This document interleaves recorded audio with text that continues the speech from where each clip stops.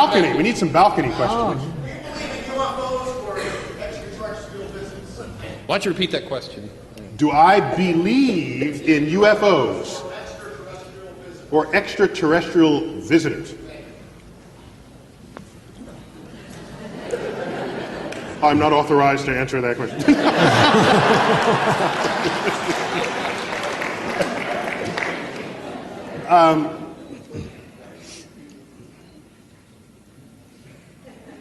Where shall I begin? UFO. First, remember what the U stands for in UFO. Now, there's a fascinating frailty of the human mind that psychologists know all about, and it's called argument from ignorance. And this is how it goes. You ready? Somebody sees lights flashing in the sky. They've never seen it before. They don't understand what it is. They say, a UFO. The U stands for unidentified. So they say, I don't know what it is. It must be aliens from outer space visiting from another planet. Well, if you don't know what it is, that's where your conversation should stop. You don't then say, it must be anything. Okay? That's what argument from ignorance is. It's common. I'm not blaming anybody. Psychologists know all about it, and it may relate to our burning need to have to know stuff because we're uncomfortable, steeped in ignorance. You can't be a scientist if you're uncomfortable with ignorance, because we live at the boundary between what is known and unknown in the universe. Unlike what journalists write. You ever see journalists? Any journalists here? You go to journalists. You go to journalists. All articles about science discoveries begin. Scientists now have to go back to the drawing board. As though we're sitting up in our office, you know, masters of the universe. It's like, oops, somebody discovered something. No, we're always at the drawing board. If you're not at the drawing board, you're not making discoveries. You're something else. So, the public, it appears, seems to have this burning need to have an answer to what is unknown. And so you go from an abject statement of ignorance to an abject statement of certainty. So, that is operating within us. Let's start there. Second, we know, not only from research in psychology, but simple empirical evidence in the history of science, that the lowest form of evidence that exists in this world is eyewitness testimony. Which is scary because that's some of the highest form of evidence in the court of law. But we know from second grade. Where's my guy from second grade? Get up to the microphone for a minute. Grab the microphone. Grab the microphone. In your classes, have you done the famous experiment where you play telephone and you line up all your kids in class and one person starts with a story and then you hear it and you repeat it to the next person and the next person? Have you done that in class yet? Yes. You've done that experiment? Because what happens by the time you get to the last person and they retell the story? What happens? It's like completely different. It's completely different. Completely different, okay? Because the conveyance of information was relying on eyewitness testimony, which in that case is ear witness testimony. And so, thank you. So we know that. So he knows it. He's in second grade. All right. So, actually he should be in 12th grade as we've established. So now, it wouldn't matter if you saw a flying saucer. In science, even if you have something less controversial than a flying saucer, if you come into my lab and you say, you got to believe me, I saw it, and you're one of my fellow scientists, I say, go back, go home. Go back until you have some other kind of evidence that's not just you saw it. Okay? Because human perception system is rife with all ways of getting it wrong. Okay? But we don't like thinking of ourselves that way. We have high opinions of our human biology when in fact we should not.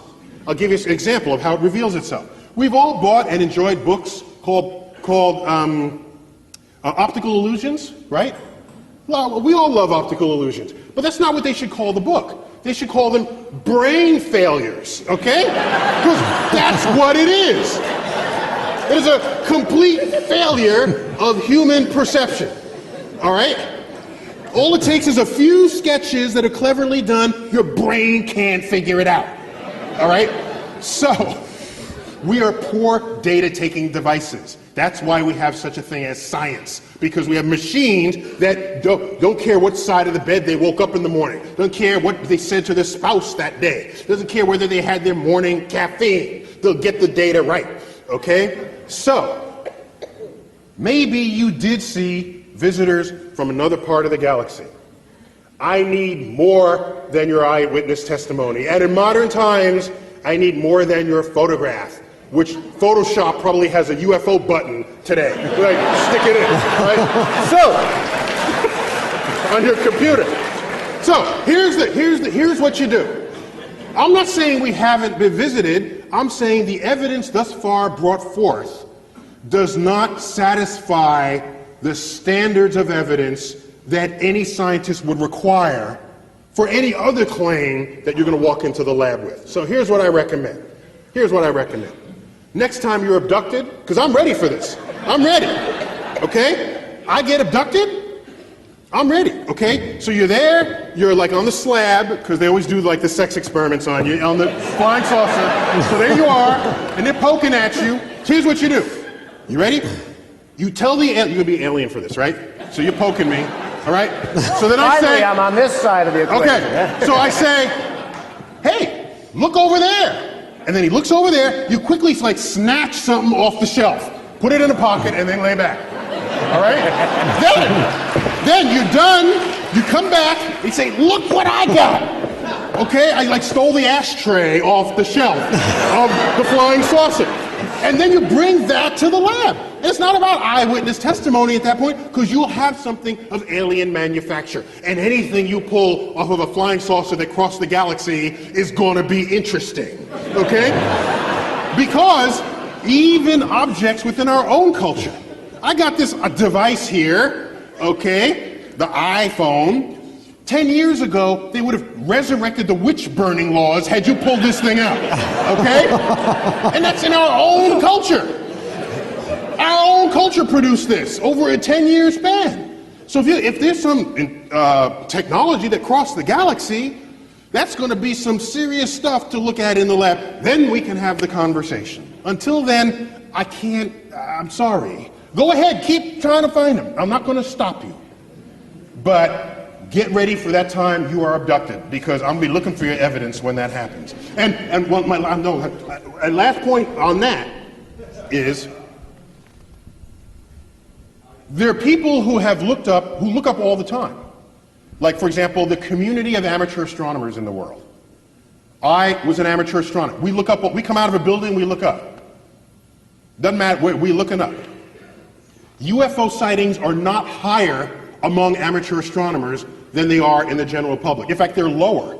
You say, well, why is that so? Well, because we know what the hell we're looking at. We know. Do you know? I don't. Because we study this stuff. Do you know there was a UFO sighting reported by a police officer, because we think that because you have a badge or you're a pilot or you're whatever, that your testimony is somehow better than that of an average person. It's all bad because we're human, okay? So there was a police officer who was tracking a UFO that was swaying back and forth in the sky, okay? Reported on the hot, they're in one of the, what do you call the car? The squad car, chasing a UFO, and the UFO's moving back and forth like this, okay? Later it turned out the cop car was chasing Venus, and he was driving on a curved road. But was so distracted by Venus, he thought Venus was the one moving, and he wasn't even thinking that he was doing this.